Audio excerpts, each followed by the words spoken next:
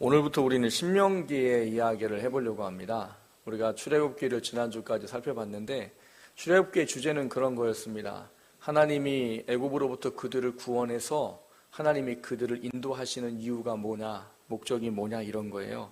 그것은 뭐하드 같은가 하면 하나님이 우리를 구원하실 때 하나님도 구원하시는 데 분명한 목적과 이유가 있다는 겁니다. 여러분 구원받는 것만 알고 구원받았다라고만 만족하고 살면 여러분은 여러분의 인생에 이 영원이라는 시간에 굉장히 중요한 걸 놓치고 살 수밖에 없습니다. 우리는 하나님이 왜 우리를 구원하시고 우리의 삶에 은혜를 베푸시고 우리의 삶의 기도를 들어주시고 하나님 놀라운 기적들을 베풀어 주시는가, 그거 자체가 하나님이 원하는 게 아니고 그걸 통해서 하나님을 알도록 하는 게 목적이다라고 계속 거듭거듭 말씀을 드렸습니다. 이스라엘 백성은 그것을 몰랐기 때문에 그들은 출애굽한 이후로 계속 불평과 원망을 내뱉을 때 하나님을 원망하지 아니하고 누구를 원망했어요? 모세를 원망했어요. 왜? 하나님이 하는 거다라고 인식이 들지 않았습니다. 그들이 만약에 단 한 번이라도 이게 하나님이 했다라는 걸 알았다면 그들은 하나님을 원망했을 거예요. 물론 하나님은 그것을 모세를 원망한 게 아니라 당신을 원망한 것으로 받아들였지요. 근데 이스라엘 백성이 그렇게 할 수밖에 없었던 것은 하나님이 그들을 구원한 목적과 그들을 그 힘들고 어려운 상황을 우리가 지난주에 말씀의 표현대로 하면 독수리가 날개로 어음같이 그들을 지키고 그들을 인도하고 보호한 이유가 그들의 그냥 문제를 해결해 줌이 아니라 하나님을 믿고 알도록 하기 위한 목적 때문에 그 일을 했다라는 사실들을 몰랐기 때문에 그들은 하나님을 구하지도 아니하고 하나님을 향한 어떠한 것도 반응하지 않았던 모습을 가졌던 겁니다. 신앙생활하는 우리들도 동일하다고 말씀을 드렸습니다. 예수님 믿고 구원받은 건 하나님의 은혜입니다. 우리가 할 수 있는 건 아무것도 없지요. 다만 하나님 100% 하나님이 하시는 거예요. 다만 하나님의 은혜예요. 근데 구원은 우리를 사랑해서 거저 주시는 것이지만 구원을 하는 데는 분명한 이유와 목적이 있다는 사실이에요. 그건 우리를 통해서 하나님의 뜻과 나라를 세우고 하나님 앞에 왔을 때 하나님의 존귀한 자로 상과 영광과 면류관을 받을 자로 살도록 하기 위해 하나님 우리를 구원하시고 하나님의 자녀 삼아 주신 겁니다. 이것을 놓쳐버리면 우리가 하나님 앞에 갈 때 우리의 정말 중요한 진리 50%를 못 가지고 가는 것과 똑같습니다.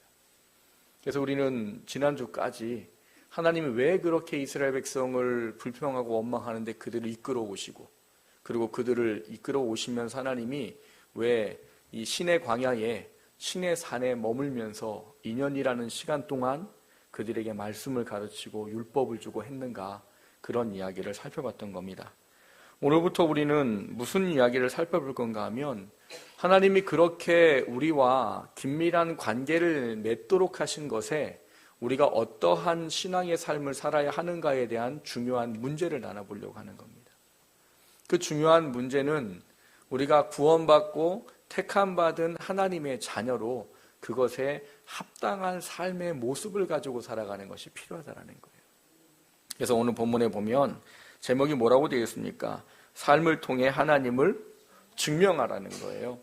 이 증명하라는 것은 두 가지 이야기를 할 것입니다. 첫째는 내가 나 자신에게 증명하는 거예요. 내가 하나님 믿는 사람이다. 내가 예수님 믿는 사람이다. 그 말씀에 순종함으로 증명을 하는 것이고요. 또 하나는 다른 사람들에게 증명을 하는 겁니다. 내가 예수 믿는 삶을 사는 걸 통해서 그들을 통해 하나님이 살아계시다는 것을 보여줄 수 있는 통로로 우리에게 하나님을 증명하는 삶으로 살라고 이야기하는 겁니다.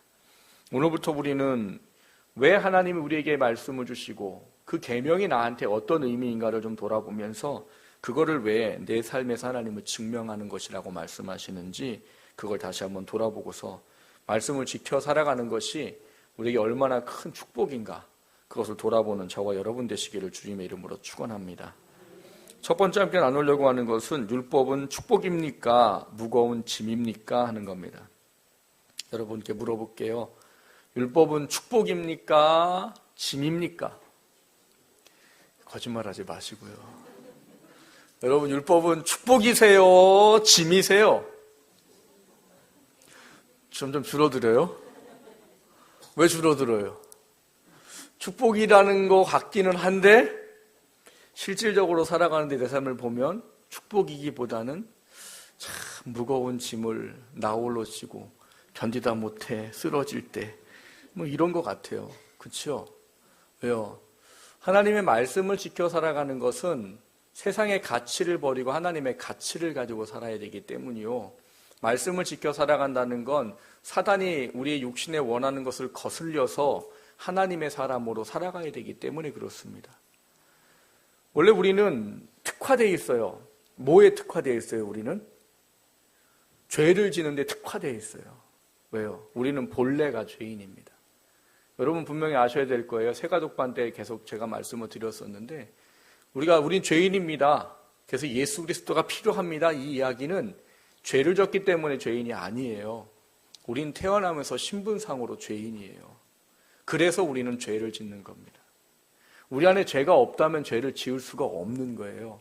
죄가 있기 때문에 우리는 죄를 짓는 거예요. 그래서 우리를 죄인이라고 하는 것이지 내가 살면서 뭐 더럽고 악하고 뭐 이런 죄를 졌기 때문에 죄인이라고 성경이 말하는 게 아닙니다. 우린 신분상으로 태어나면서 죄인이에요.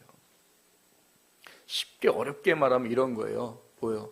갓 태어나는 그 예쁜 눈에 넣어도 안 아픈 아이를 보면서 야, 이 죄인아 하는 거예요.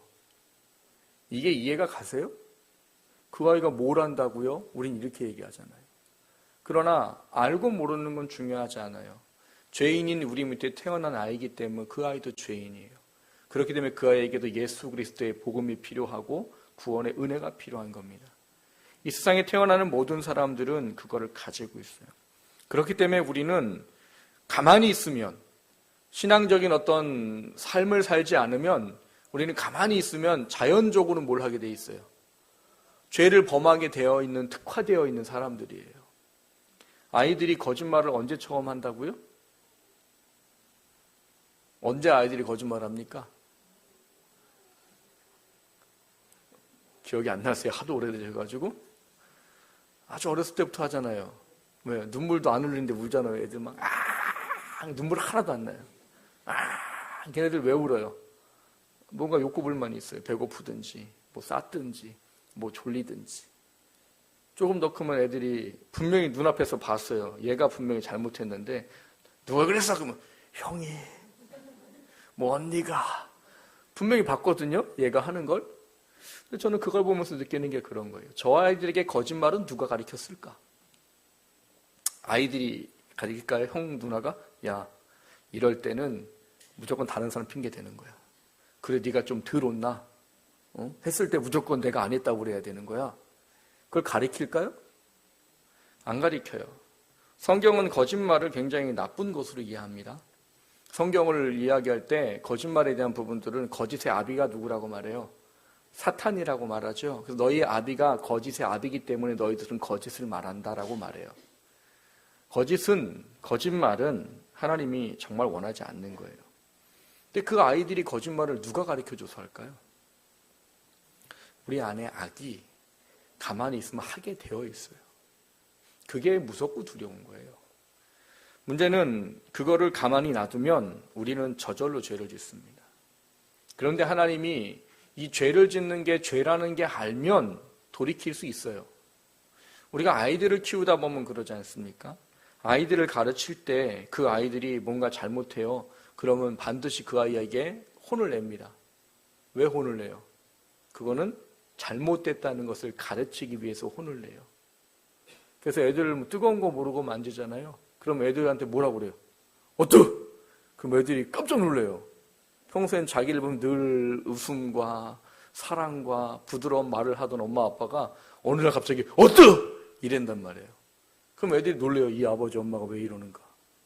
근데 그 순간 아이들은 뭘 느끼는 거예요? 이거 하면 안 되는가 보다. 이런 걸 아이들이 깨닫는 거죠. 마찬가지입니다. 아이들이 자라면서 잘못된 것에 대한 부분들을 부모들은 가르쳐요. 아이들은 모르고 해요. 그게 잘못된 건지. 그러나 부모들이 깨닫게 하고 때로는 체벌을 하는 걸 통해서 이거 내가 하면 안 되는 건가 보다 라는 것을 깨닫게 되는 겁니다. 하나님이 여러분에게 율법을 주신 것이 그런 의미예요. 율법이 왜 축복이라고 말할까요? 율법은 우리로 하여금 죄가 무엇인지를 알고 그 죄로부터 돌이킬 수 있는 하나님의 은혜와 기회를 갖도록 하는 도구요 통로입니다. 여러분이 만약에 율법을 모르고 하나님 말씀을 모르면 여러분은 하나님의 사람으로 살아가지 않아요. 제가 예전에 세가족반을 정말 초신자들을 데리고 한 적이 있었어요. 2분을. 근데 그분들하고 이제 세가족반을 하면서 죄에 대한 문제를 이야기하고 했더니 그분들이 그 다음 주 와서 세가족반 하는데 그랬어요. 목사님 일주일이 너무 힘들었어요. 왜 힘들었습니까? 그랬더니 그전에는 애들한테 욕하는 게 죄라고 생각해 본 적이 없대요. 애들한테 뭐 신앙생활 전혀 모르는 가정에 태어나서 신앙생활 안 해보다 보니까 애들한테 막 막말을 하고 그게 죄라는 생각을 해본 적이 없대요. 근데 그거를 깨닫고 나니까 애들한테 하고 나면은 속이 좀 어렵더래요. 그래서 사실 한 주간 좀 힘들었다고. 힘들지요. 근데 우리는 그거를 바꾸어 가야 되는 겁니다. 그 힘들어요. 왜? 내가 원래 원하는 건데 원하는 것을 거스려서 하나님의 뜻대로 살아가기 때문에 힘든 겁니다. 하지만 바꾸어 가야 되는 거예요. 그래서 그분들이 그 이해를 이해하시고 이게 언어적인 부분들을 자녀 가운데 이렇게 고쳐 나가는 모습을 본 적이 있습니다. 우리는 죄가 무엇인지 모르면 하나님을 알 수가 없습니다. 왜냐하면 죄라는 것 자체는 하나님이 우리와의 관계 속에서 주신 것이기 때문에 그래요. 최초의 범죄가 뭡니까? 아담과 하와가 하나님과 했던 언약을 깨뜨려 버린 거예요. 그러니까 관계예요, 언약은. 근데 그 관계를 지키라고 한 건데 그 수없이 많은 것 중에 단 하나 했던 그 이야기를 어떻게 한 거예요? 깨뜨려 버린 거예요. 그래서 관계가 어떻게 된 겁니까? 하나님과 사람과의 관계가 끊어져 버린 거예요. 그래서 죄로 말미암아 우리는 하나님과 하나님의 은혜가 없이는 도저히 가까이 하려야 가까이 할 수가 없어요. 로마서에 보면 뭐라고 말합니까? 스스로 하나님께 나아갈 자가 없다고 말해요. 내가 하나님을 믿어야지 라고 해서 하나님께 나아올 수 있는 사람은 없어요. 믿음은 들음에서 난다고 말합니다. 듣는 것은 뭐로 말미암는다고 그래요? 그리스도 예수의 말씀으로 말미암는다라고 말하는 거예요. 그러니까 믿음으로 말미암아 구원을 받는 건 하나님의 말씀이 뭔지를 깨달아 알고 하나님의 자리에 나아가는 것을 통해서 주어지는 거예요. 그것을 우리가 왜 복이라고 말해야 되는가 하면 여러분 동해에 가면은 붉은 줄이 있습니다. 부표가 있고 붉은 줄이 있어요. 이게 빨간 깃발에 줄이 쳐 있어요. 동해에 가면. 서해안에는 그건 죽었다 깨어나도 못 봅니다. 왜 서해안에는 없고 동해안에는 있을까요? 예, 서해안은 여러분 물때를 잘못 보고 여름에 갔다가 한 20분 걸어 들어가야 바닷가 만납니다. 물 제일 많이 빠지는 날 가면은 가다가 제가 지쳐서 돌아온 적이 있어요. 애들하고 바닷가를 갔는데 물때를 못 맞춰가지고 애들하고 가다가 애들이 언제 바닷가 나오냐고 그래갖고 내가 에이씨 가자 하고 돌아온 적이 있었어요. 왜? 너무 멀어요. 왜? 이게 완만하기 때문에 물 빠지고 나면은 바닷가까지 가기가 굉장히 힘들어요. 근데 동해는 조수간만의 차가 별로 심하지 않습니다. 대신 뭐가 있어요? 낭떠러지예요. 그러니까 우리가 생각하기에 한 겨우 10m, 20m에 그 선이 쳐 있어요. 왜요? 거기 넘어가면 잘못하면 죽습니다. 그거예요. 여러분 수영하면 누가 제일 많이 죽는 줄 아세요? 수영 잘하는 사람이 많이 죽을까요? 못하는 사람이 죽을까요? 예, 잘하는 사람이 많이 죽는다고 그래요. 통계상으로. 왜? 잘난 체하고 막. 이 빨간 선, 나는 이런 거 필요 없어. 갔다가 그냥. 저처럼 해군인데 수영을 못하는 저 같은 사람은 이 줄이 쳐 있어도 절대 거기 가까이 안 갑니다. 가까이 안 가요. 왜? 빠지면 죽을 걸 알기 때문에. 그거는 수영 잘하는 사람한테는 보면 답답한 선이에요. 왜? 20m, 30m 쭉쭉 갈 수 있는데 근데 15m, 20m에 그 선이 쳐 있어서 거기만 가까이 가면 누가 불어요? 삑! 나오세요! 막. 근데 그게 답답하지만 뭘 할 수 있는 거예요? 자기의 생명을 지켜주는 선이에요. 율법이 그런 거예요, 여러분. 율법은 우리가 보면 답답한 거지요. 나를 누르는 짐 같은 거지요.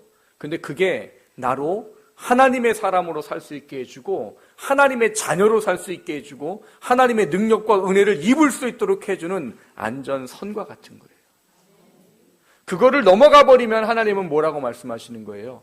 죄라고 말씀하시는 거예요. 그래서 우리로 하여금 그거를 주신 거예요. 얘들아, 이렇게 하는 건 뭐야? 죄야. 그거를 우리가 지난주에 살펴봤던 하나님께서 모세에게 시내산에서 그 말씀을 주신 이유예요. 하나님은 가나안 땅 들어가는 게 목적이 아니라고 말씀을 드렸어요. 그 땅을 주는 것 자체가 목적이 아니라 그들이 하나님의 사람이 되어서 하나님의 나라를 이루는 게 목적이에요. 그래서 그들을 블레셋을 통해서 10일이면 갈 수 있는 거리를 60일이라는 거리를 뺑뺑 돌아서 시내산 광야에 도착하게 하셨고, 거기서 2년이라는 시간을 모세에게 율법을 주시고 그거를 1000부장, 100부장, 50부장, 10부장을 통해서 말씀을 2년 동안 그들에게 가르쳤어요. 왜요? 너희들은 뭐라고요? 하나님의 사람이야. 하나님의 사람의 가치는 이렇게 하는 거야 라는 것을 가르쳐 주는 거예요. 여러분, 예수님 믿으면 여러분에게 반드시 있어야 될 것 중에 하나가 뭐냐면 가치관의 변화입니다. 가치관의 변화라는 건 뭐예요? 사람들이 가치관이라는 건 이 세상을 살면서 내가 가장 중요하다고 삶의 1순위로 두고 무엇이 나한테 필요하고 중요한지를 논하는 그것을 가치관이라고 말해요. 그래서 세상에 돈이 가치관인 사람은 돈 말고 다른 거는 다 차순위예요. 돈이 우선인 사람은 누구도 차순위예요. 가족도 차순위예요. 돈을 버는 게 목적인 사람이 있어요. 근데 사람이 목적인 사람은, 사람이 가치인 사람은 돈을 왜 벌어요?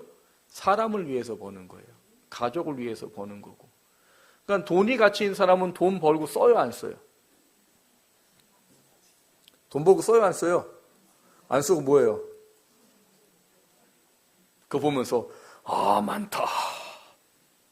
그 만족감에 살아가요. 가족은 돈을 쓰기를 원하는데 안 써요. 사람이 가치인 사람은 돈은 별로 중요하지 않아요. 그게 필요한 이유는 사람을 위해서요. 그렇기 때문에 돈이 가치인 사람하고 사람이 가치인 사람하고 만나면 힘든 거예요. 어제 신방 갔더니 그러더라고요. 너무 맛있는 거를 대접해. 제가 너무 비싼 걸 먹고 왔어요. 근데 이제 그 얘기를 하시더라고요. 남편은 여기 오는 걸 되게 힘들어 한다고. 왜냐하면 너무 근검절약하고 사는 사람이라 우리가 이걸 본 거 보면은 눈이 막 커진다고. 근데 그분은 사람들이 관계가 중요하기 때문에 뭐 그래요. 자기가 데려와 사람들 먹이면 아주 엄청나게 먹는다고 막. 근데 그걸 뭐 하는 마음으로 해요? 기뻐하는 마음으로 해요. 왜? 그분에게는 돈이 가치가 아니고 사람이 가치이기 때문입니다. 이처럼 가치관은 내가 살아가는데 뭐가 중요하냐 이거예요. 근데 여러분, 하나님 믿고 예수님 믿는 사람의 가치가 세상이 믿지 않는 사람과 똑같으면 그것은 올바른 겁니까? 올바르지 않은 겁니까? 그게 올바르지 않다는 얘기예요. 그래서 예수님이, 하나님이 우리에게 당신을 믿는다는 것이 무엇인지에 대한 것을 이 아웃라인을 쳐주신 거예요. 그거를 통해서 너가 하나님을 믿는 사람이요, 예수님을 믿는 사람이란 사실을 늘 뭐하고 살라고요? 확인하고 살아라. 왜요? 그거를 확인하지 못하면 여러분, 인생을 살면서 우리는 내 육신이 원하는 것대로 살 수밖에 없어요. 내가 원하는 것대로밖에 살 수 없어요. 그때 성경은 뭐라고 말하느냐? 너희 육신을 위해서 사는 게 아닌 예수 그리스도를 믿는 그 믿음을 가지고 살도록 하기 위해서 예수님이 십자가에 죽었다고 말씀을 하시는 것이요. 영과 육의 삶을 구별하고 분리해서 이야기를 합니다. 영에 속한 사람은 뭘 하지 않아요? 육의 일을 하지 아니하고 육에 속한 사람은 영의 일을 하지 아니하고 할 수도 없느니라 이렇게 말하고 있는 거예요. 왜 하나님이 구분해 놓으셨어요? 가치가 다르기 때문입니다. 우리의 존재가 다르기 때문이에요. 예수 믿는 사람들은 세상의 가치와 판단이 아닌 하나님이 원하는 가치와 판단을 가지고 살아가야 되고 그것이 무엇으로 말미암는 거예요? 주신 말씀으로 말미암는 거예요. 하나님이 왜 시내 광야에서 이스라엘 백성들에게 율법을 가르치고 2년 동안 그것을 훈련할 수 있도록 하고 배우게 하느냐? 그게 이유이기 때문이에요. 출애굽한 이유. 출애굽한 이유는 가나안 땅 들어가서 잘 먹고 잘 살아가 아니고 너가 나를 믿는 백성으로 인류를 구원하기 위해 내가 예비한 너희들의 삶을 살아가도록 하기 위해서 구원했다는 것을 이 시내 광야에서 시내산에서 2년이라는 시간을 통해서 가르친 거예요. 그거를 통해서 우리는 하나님이 계시다는 것과 하나님을 믿는다는 것이 무엇인지를 알아갈 수 있도록 그렇게 되어져 있는 것입니다. 그래서 하나님은 우리에게 말씀과 계명을 주셨고요. 지금도 그것은 동일합니다. 여러분, 말씀과 계명을 지켜 살아가 보셨습니까? 말씀과 계명을 지키고 살아갈 때 나는 내 안에 뭘 가질 수 있느냐? 하나님에 대한 사랑과 내가 하나님의 사람이라는 확증과 하나님의 사람으로 살아갈 힘과 능력을 소유하고 삽니다. 근데 어느 순간 그게 안 돼요? 안 되는 이유는 가만히 돌아보면 내가 말씀으로부터 많이 멀리 떨어져 와 있는 거예요. 말씀이 어느 순간 나한테 별로 중요한 게 되지 아니하고 내가 말씀을 지키는 게 내 안에 별로 중요한 게 되지 않아요. 그러면 내가 하나님에 대한 사랑을 느끼고 깨닫는 것도 내가 하나님으로 사람으로 살아가는 것도 그만큼 힘들고 어려워지게 되어 있어요. 그래서 우리는 하나님이 주신 율법, 하나님이 주신 말씀이 우리에게 축복이 되도록 인식을 하는 게 필요한 거예요. 만약에 그게 인식이 안 되면 여러분 평생 하나님의 말씀을 지키는 건 짐이 될 수밖에 없어요. 그리고 그것은 나를 억누르는 것밖에 되지 아니하고 나는 그것 때문에 늘 힘들고 살 수밖에 없어요. 근데 이 가치관에 대한 깨달음만 생겨지면 여러분 하나님이 일하는 것만큼 기쁜 게 없어요. 하나님 말씀대로 순종하고 사는 게 얼마나 기쁜지 몰라요. 오히려 하나님 말씀 지키고 살지 못하는 것 때문에 괴로워하게 됩니다. 그게 바로 신앙이에요. 그게 하나님 우리를 구원하시면서 우리에게 원하시는 삶의 모습입니다. 사랑하는 꿈이 가득한 가족 여러분, 여러분 삶에 하나님이 주신 말씀 그것이 무엇인가를 다시 한번 좀 정리하십시오. 그리고 그것이 내게 혹시 지금 짐이 되어져 있다면 여러분 그 짐이 되지 않기를 주님의 이름으로 축원합니다. 그거를 볼 때 나를 사랑해서 주신 거구나. 이것을 내가 지키는 것이 얼마나 복된 거구나. 이것이 깨달아 알아지는 저와 여러분 되시기를 주님의 이름으로 축원합니다. 두 번째로 드리고자 하는 말씀은 은혜의 삶을 위해서 이런 거예요.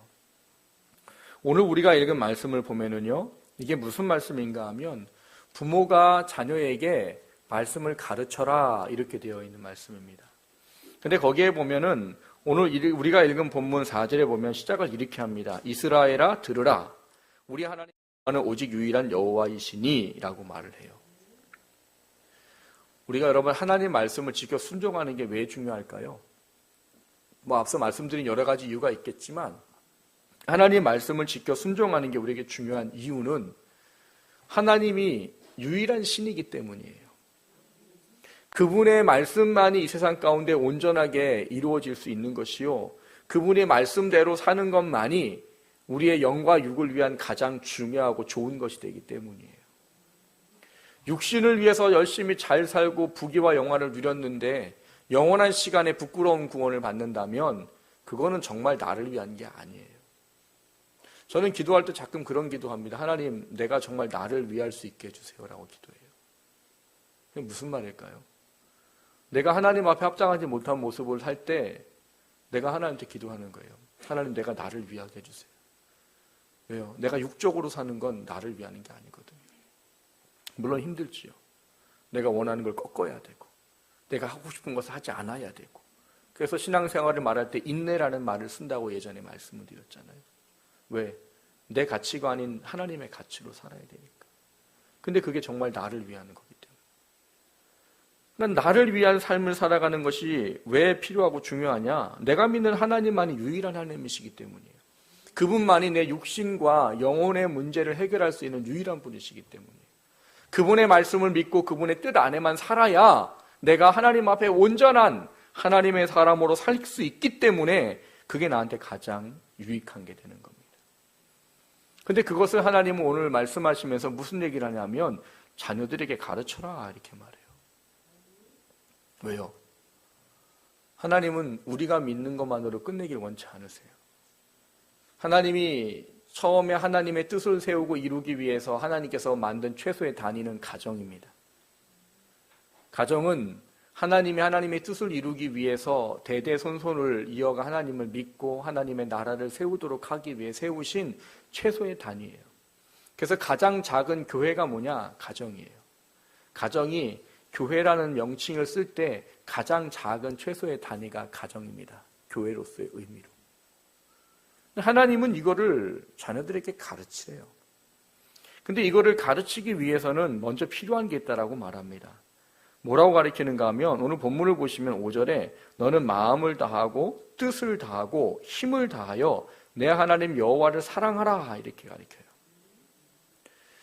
우리가 하나님의 가치를 가지고 살고 하나님의 말씀과 계명이 내게 축복이 되는 삶을 살기 위해서는 내 마음과 뜻과 힘을 다해서 하나님을 사랑해야 가능하다라고 합니다. 여러분, 사랑하면 사랑하는 사람의 말을 지킵니다. 그러니까 이 사람이 나를 사랑하냐 사랑하지 않냐를 판단할 수 있는 기준 중에 하나가 그거잖아요. 내가 뭔가를 요구하는데 이 사람이 내 소원대로 안 들어줘요? 그러면 이 사람이 나를 사랑하는 게 따뜻해진 거예요? 식은 거예요? 식은 거예요. 또 오늘 가서 싸움하지 마세요. 하는 목사님이 전했는데 말이야. 당신 요즘 내 말 안 들어주지. 나 사랑이 식었지요. 막 싸우면 안 돼요. 관계예요, 관계. 사랑하면 그 사랑하는 사람의 이야기를 지킬 수밖에 없어요. 그게 사랑의 힘이에요. 그게 사랑이 하나님의 원리고요. 근데 하나님은 이거를 그렇게 주셨어요. 뭐라고요? 너가 나를 사랑한다면 나의 계명을 가지고 지켜라. 그러니까 이 관계의 중요성 때문에 이거를 주셨어요. 그래서 우리가 요한복음 14장에 보면 무슨 말씀이 나와요? 나의 계명을 가지고 지키는 자라야 나를 사랑하는 자니 나를 사랑하는 자는 내 아버지께 뭐예요? 사랑을 받을 것이요 나도 그를 사랑하여 그에게 나를 나타내리라 이렇게 말해요. 그게 하나님과 우리와의 관계 최고예요. 내가 하나님을 사랑해서 말씀을 지킬 때 그분은 나를 사랑하고 사랑한다는 거예요. 그게 하나님이 예수를 믿고 하나님을 믿는 것에 대한 가장 중요한 핵심으로 말하는 겁니다. 그러니까 결국 뭐냐? 은혜의 삶을 위해서 하나님이 계명을 주셨고 그 계명은 하나님이 우리를 구원하시고 구원에 가장 합당한 삶을 살 수 있도록 하는 것의 유일한 길이다라고 말하는 거예요. 우리가 하나님을 사랑하는 것만큼 중요한 게 없어요. 그분의 놀라운 사랑을 입었기 때문에 그 사랑하는 것만큼 중요한 게 없어요. 근데 그 사랑을 하기 위해서는 뭘 해야 되느냐? 마음과 뜻과 힘을 다해야 된대요. 이거를 한 단어로 축약하면 전인격적으로 사랑해라 이렇게 말하는 거예요. 전인격이란 말은 뭐예요? 내 삶에 있는 모든 영역에 대한 것을 다 포함해서 하나님을 사랑하는 것에 나타나는 걸 말해요. 마음만 사랑하는 거를 멈추는 게 아니고요. 뜻으로만 사랑하는 거 멈추는 게 아니고 힘으로 사랑하는 거 멈추는 게 아니라 마음과 뜻과 힘을 다해서 사랑하라는 거예요. 그건 뭐냐? 내 삶을 다해서 하나님을 사랑하라는 거예요. 그래서 그것을 이 은혜의 삶을 온전히 행하기 위해서 오늘 본문의 중요한 교훈을 가르쳐 줍니다. 7절과 8절과 9절을 보시면 자녀에게 어떻게 가르치랍니까? 부지런히 가르치래요. 어떠세요? 집에 앉을 때, 길을 갈 때, 누워있을 때 말씀을 강론해라. 일어날 때 강론해라. 이렇게 가르쳐요. 이거는 뭐 하라는 얘기예요? 자녀들에게 말씀을 가르칠 때. 늘 언제나 가르쳐라 이런 말이에요. 집에 있을 때나 밖에 나가 있을 때나 뭐 어떤 말이에요? 뭐든 때라는 거잖아요. 잠잘 때든 일어날 때든 무슨 얘기예요? 하루 종일 가르치는 얘기예요. 이걸 다른 말로 바꾸면 삶으로 자녀들에게 하나님이 계신 것을 가르쳐라 이런 얘기예요. 누가? 부모가 자녀에게. 하나님이 그걸 원해서 이스라엘 백성을 출애굽하고 기적과 이적을 보게 하신 거예요. 너가 먼저 믿음을 갖고 네 후손들에게 하나님이 누구신지, 유일한 하나님이 누구신지를 삶으로 가르쳐라 이런 거예요.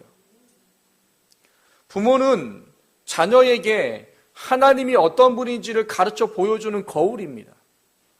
자녀들은 부모를 통해서 하나님을 만나는 거예요. 저희 아이들은 모르는 게 있어요. 무슨 비밀이 있는가 하면 예전에 집사람이 저희 큰아들이 빨간 닭을 먹고 싶어요. 빨간 닭이 뭐예요? 양념통닭, 양념치킨. 그걸 사달라고 했는데 그때 마침 돈이 없었대요. 부교육자 생활할 때라 넉넉하지도 않았고. 그래서 집사람이 그랬대요. 우리 기도하자, 하나님 앞에. 근데 놀라운 건 기도하고 조금 있는데 누가 띵동띵동해서 덤으로 피자까지. 얘네들 마음속에는 기도하니까, 엄마 기도하니까 들어줘요. 저희가 그걸 써먹은 적이 있어요. 우리 애들은 모르는데. 뭘 써먹었느냐? 애들한테 물어봤어요. 어린이집에서 그거 하잖아요. 산타. 저는 산타를 정말 싫어해요. 예수님의 자리를 뺏어가지고 산타 행사를 해요. 그러니까 나 이거 안 하면 안 되나? 근데 또 애들 때문에 또 그 이제 애들한테 철저히 가르쳤어요. 산타는 예수님의 부하다. 그 예수님이 산타를 통해 주는 거지 산타가 주는 게 아니야. 그러니까 우리 뭐 해야 돼? 기도해야 돼. 그 뭐 기도하냐? 쟤네들의 소원하는 걸 저희들이 가르쳤어요. 예지는 옷을 기도하자. 너는 뭘 기도하자. 지들이 원하는 거 기도하면은 안 좋은 거 줘야 되잖아요. 결국 가르쳤어요. 그리고 이제 저희들은 이제 잊어먹었죠. 선물 보냈으니까. 근데 얘네들이 유치원을 갔다 오더니 와서 엄마 아빠 하나님이 기도를 들어주셨어요. 왜? 옷을 기도했더니 옷이 왔대요. 뭘 기도했더니 뭐가 왔대요. 사실은 뭐예요? 저희가 짜고 한 거잖아요. 야 우리 그거 기도하자. 근데 쟤네들은 그게 삶으로 배워졌던 거더라고요. 기도했더니 하나님이 들어주시더라. 하나님이 우리에게 원하는 게 그거예요. 너가 하나님을 알듯이 그 하나님을 자녀들에게도 알게. 그걸 알기 위해서는 너가 마음과 뜻과 힘을 다해서 하나님을 사랑해야 된다. 하나님을 사랑하는 건 뭐냐? 너를 위해서 준 그 계명과 말씀을 지켜 순종하는 것이다. 그걸 지켜 순종할 때 네 안에 하나님의 사랑이 분명히 확인될 것이고 그것이 너의 삶을 하나님의 사람으로 이끌어갈 것이다. 그거를 위해서 오늘 본문에 보면 8절과 9절에 그렇게 말합니다. 손목에 메어 기호를 삼고 미간에 붙여 표로 삼아라. 이건 무슨 말이에요? 네 몸에서 말씀이 떨어지지 않게 하라는 이야기예요. 그 다음 9절에 보면 뭐라고 되어 있습니까? 내 집 문설주와 바깥문에 기록해라. 문설주는 뭐예요? 집 이렇게 위에다가 문설주예요. 이건 좌우 임방. 문설주에 말씀이 있게 해서 유대인들 집에 가면 이렇게 히브리어로 써 있어요. 토라가. 그리고 밖에 가면 요만한 상자가 있습니다. 상자에 말씀이 들어있어서 그걸 늘 보고 들어가고 그래요. 그래서 저희 집에 한때 그걸 한 적이 있었어요. 말씀이란 말씀을 다 코팅해가지고 막 있는 데다 붙여놨어요. 그러니까 말씀을 보게 되더라고요. 그 말씀입니다. 삶을 살아가는 영역 속에 하나님의 말씀이 항상 보여서 그 말씀을 지킬 수 있는 그 준비가 되어져 있도록 해라 이런 얘기예요. 왜? 그것만이 우리로 하여금 세상의 가치가 아닌 하나님의 가치를 따라 살아가게 하고 말씀이 내 안에 들어와서 삶의 능력이 되어야 하지만이 내가 세상의 가치를 이겨내고 하나님의 가치를 살 수 있게 되기 때문이에요. 구원받은 우리들이 세상의 가치로 살면 여러분을 위하는 게 아니에요. 지금은 그게 좋을지 모르지만 그게 나중에 하나님 앞에 가면 여러분을 위한 게 아니에요. 여러분 자녀들을 보고 이해하시면 됩니다. 여러분 부모들이 자녀들에게 제일 하는 말이 뭐예요? 뭐예요? 나가 놀라고 얘기해요? 게임 좀 하지? 그렇게 얘기하세요? 뭐 얘기하세요? 공부 좀 하라고! 또 게임해! 그만 나가 놀아! 공부 좀 하라고! 왜요? 내가 그렇게 안 해가지고 지금 내 마음이 힘들거든. 내가 조금만 더 공부했으면 내가 이렇진 않을 텐데가 내 새 마음속에 나를 늘 누르고 있어요. 그래서 부모이기 때문에 내 자식은 나처럼 살지 말아라 좀. 그래서 뭐 하는 거예요? 그렇게 싸우면서 공부하라고. 우리도 부모랑 싸웠잖아요. 맨날 타이틀 매치 했잖아요. 부모가 공부하라고 보면은 어떻게든 피해가고 어떻게든 딴짓하고 우리도 그랬잖아요. 자녀들한테 똑같은 거예요. 부모기 때문에. 근데 부모가 그 아이들을 보면서 손을 댈 수 없는 상황에 대한 부분들을 볼 때마다 마음속은 어때요? 안타깝지. 저 녀석이 저것만 좀 깨달으면 나 같은 길을 안 갈 텐데. 저 녀석이 지금 내가 말하는 게 뭔지만 좀 깨달으면 저 녀석이 공부를 할 텐데. 저 녀석이 게임을 저렇게 밤새 말아 숨겨서 안 하고 좀 저렇게 할 텐데. 그걸 아는 부모들은 마음이 아픈 거예요. 여러분 하나님이 그러십니다. 우리 육신의 삶은 대학을 가기 위해서 공부하는 학생들과 같은 시기처럼 천국을 가기 위해서 천국을 예비하는 시간이 육신의 삶이에요. 근데 그것을 보면서 하나님 뭘 원하는 거예요? 너가 너를 위하면 그렇게 살면 안 되는 건데. 나는 너를 무겁게 하려고 율법을 준 게 아니고 너를 힘들게 하려고 계명을 준 게 아닌데 너가 그걸 지켜서 나한테 오면 내가 너한테 상을 줘야 되는 거고 너가 나의 기쁨이 되는 거고 너가 하나님의 사람으로 예수의 사람으로 힘있게 살아갈 수 있는 건데 그게 하나님 아버지의 마음이에요. 그래서 여러분 계명과 말씀을 지키는 건 은혜의 삶을 사는 겁니다. 사랑하는 꿈의 가족 여러분, 한 번 허락된 육신의 시간은 다시 돌아오지 않습니다.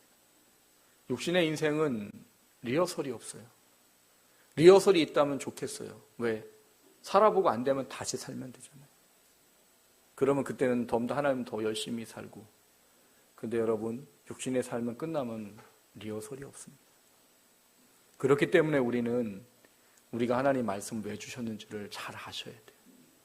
나를 누르기 위해 준 게 아니고, 나를 힘들기 위해 준 게 아니고, 나를 사랑하셔서 하나님이 내게 주시고자 하는 것 때문에 그 계명과 율법을 줬고, 그거를 지켜 순종하는 것 외에는 내가 하나님의 사람으로 힘과 능력을 가지고 살아갈 수 없기 때문에 하나님 그걸 내게 주신 겁니다. 그게 여러분에게 힘과 능력 되시기를 주님의 이름으로 축원합니다. 여러분 누르는 짐이 아니라, 여러분을 억압하는 억압이 아니라 여러분을 자유케 하는 진리가 되고, 여러분의 하나님의 그 영광의 면류관을 취할 수 있는 그 근거가 되시고, 하나님의 사람으로 살아갈 수 있는 힘과 능력이 되시기를 주님의 이름으로 축원합니다.